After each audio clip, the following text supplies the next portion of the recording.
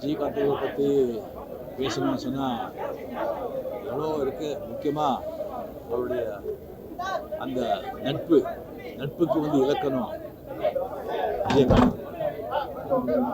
அவரோட ஒரு வாட்டி பழகிட்டா வாழ்க்கை பூரா அந்த மறக்கவே முடியாது. அவருடைய அன்புக்கு எல்லாருமே அடிமையாகிடுவாங்க. அதனால்தான் அவருக்கு அத்தனை நண்பர்கள் அவருக்காக உயிரே கொடுக்க ரெடியாக இருக்காங்க. நண்பர்கள் மேலேயும் அவர் கோபப்படுவார், அரசியல்வாதிகள் மீதையும் அவர் கோபப்படுவார், ஏன் ஊடகம் இந்த மேலேயும் கோபப்படுவார். ஆனால் யாருக்கும் அவங்க மேலே கோபம் வராது.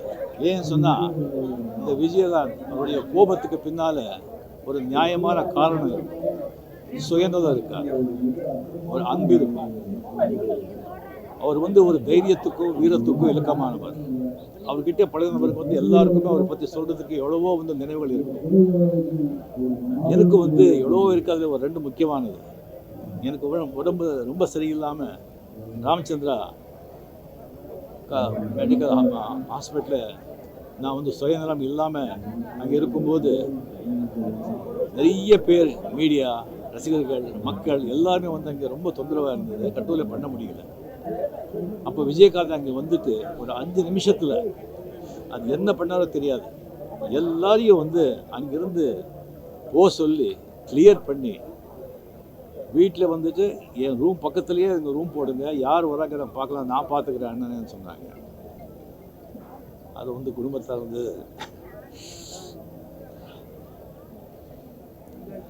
மறக்கவே முடியாது. அதே மாதிரி ஒரு வாட்டி ரெடியா? எளிமை, நட்பு, உழைப்பு, பெருந்தன்மை அப்படின்னு இத்தனை வார்த்தைகளையும் சேர்த்து ஒரே மனிதருக்கு சொல்லலாம்னா அது சகோதரர்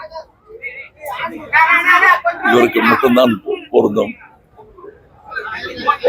இவர் ஆரம்பத்துல எப்படி நான் பார்க்கும்போது நட்சத்திர அந்தஸ்து வருவதற்கு முன்னாடி எங்கிட்ட எப்படி பழகினாரோ அதே மாதிரிதான் அவருக்கு இவ்வளவு பெரிய நட்சத்திரமான பிறகு கூட பழகிட்டு இருந்தாரு.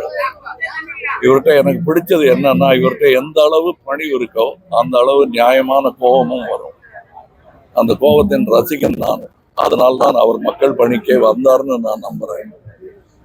இப்படிப்பட்ட நேர்மையாளர்களை இழந்திருப்பது ஒருவித தனிமைதான் என்ன மாதிரி ஆட்களுக்கு.